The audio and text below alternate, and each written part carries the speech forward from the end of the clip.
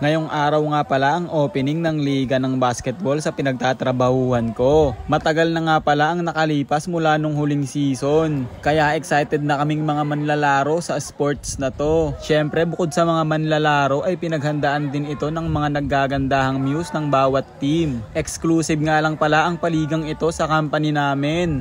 Kaya samahan nyo na naman kami sa vlog namin na to. Mula nga sa morning shift ay nalipat ako sa panggabi. Kaya ito kung makikita nyo madilim na nang napadaan ako dito sa may tropa ko na si Victor. 4 nga pala kami na nalipat sa night shift. Pang-5 gabi na nga pala namin ito kaya magkakaroon kami ng mini team lunch. Kaya bumili na nga pala kami sa Uncle John's ng isang bucket na chicken. At nung bumili nga kami dito ay nakasabay pa namin yung office mate namin na si Boss Resly. Bukod nga sa chicken ay meron pa kaming carbonara na galing kay Ate Ses. At habang kumakain nga kami neto ay nagset ako ng time-lapse. Ang weird nga pala ng kain namin dahil nag-lunch kami neto ng madaling araw. At habang kumakain nga kami maya-maya lang dumating na yung tropa namin sa morning shift na si Luis. Nag-change schedule nga pala siya para makapunta siya sa opening ng liga. Pagtapos nga naming mag-lunch ay nagtrabaho pa kami neto ng ilang oras. Nag-timelapse na nga rin pala ako niyan dito para bumilis yung oras. Kaya ayan kung makikita nyo nga ay bigla nang lumiwanag. Dahil nga umaga na kaya dumating na rin si Boss Robby. Kaya kinuha niya na agad yung jersey niya. At ito nga pala yung banner ng team namin na Bio Break. Dumating na nga rin pala neto si Dr. Strange. Kaya kinuha niya na at sinukat yung pinasabay niya na jersey. At pagka-out nga ni Luis ng 9 AM ay dumiretso na kami rito kung saan mini-make-upan yung muse namin. Tamang hintay na nga pala kami niyan dito. Nang matapos ngang make-upan ay bumiyahe na rin agad kami papunta sa may venue. Pero hindi pa nga kami nakakalayo ng office ay napakatindi na agad ng traffic. Kaya huminto na muna ako niyan dito para hintayin sila Luis. At pagdating nga namin dito sa may hindi ko alam kung saan to napakatindi pa rin ng traffic.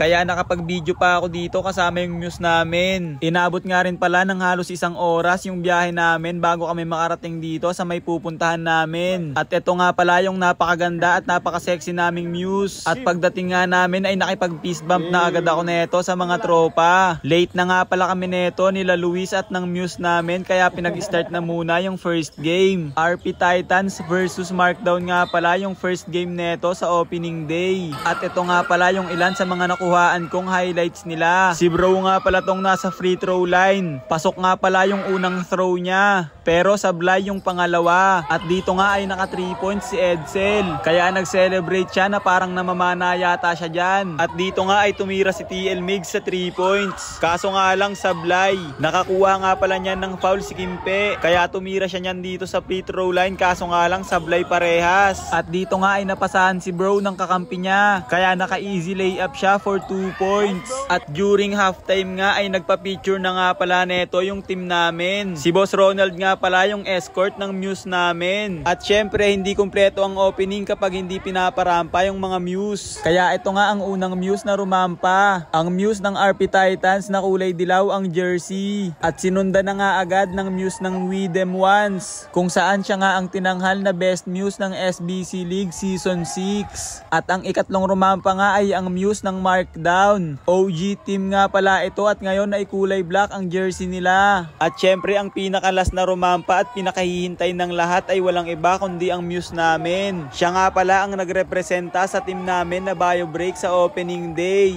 4 nga lang pala ang mga muse na nagtagisan ng kanilang galing. Kulang nga lang pala ng isa dahil 5 team nga lang pala ang nakasali ngayong season. At after nga ng halftime ay tinuloy na ulit ang laro. Nag-free throw nga pala niyan dito ng 2 yung kamukha ni Dwight Ramos. Kaso nga lang sumablay parehas. Nag-free throw nga rin pala niyan dito si Potts. At syempre pumasok, sure ball yan At nung 4th quarter nga ay tie sa 77 yung score at 1.5 seconds na lang yung oras. May 2 free throw nga pala niyan yung player ng RP Titans. Kaso sablay nga pala parehas kaya nagkaroon ng overtime. At nang matapos nga ang overtime ay isa lang ang kalamangan ng nanalong team. At yun nga ay walang iba kundi ang yellow team na RP Titans. Kaya nagpa-picture na nga pala sila niyan dito sa may gitna ng court.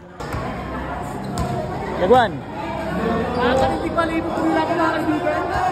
At bago nga matapos ang opening day ay meron pang second game. Ang team nga na magtatapat ay ang Underdogs laban sa Widem Ones. Ang unang nakascore nga pala neto ay ang Widem Ones. Kaso nga lang hindi ko na natapos panoorin at i-vlog. Dahil lowbat na nga pala yung cellphone ko neto at nagkayayaan na rin kaming kumain. Tanghaling tapat na nga pala ito kaya babad na sa initan yung mga motor namin. Pero okay lang yon dahil gutom na neto si TL Shane. Kaya dumiretso na kami rito sa may tapsihan ni Bibian at Bulaluhan. Dito nga lang pala ito sa may Kainta. At ito nga pala yung mga pagkain na ino-offer nila. Maraming choices kaya hindi ka mahihirapang pumili kung anong gusto mong kainin. At ito nga pala yung napili kong orderin, Barsilog. Dahil nga successful yung opening day ng SBC League kaya magpapakabusog na kami dito. Yun lang guys, hanggang dito na lang ang vlog. Salamat sa panonood.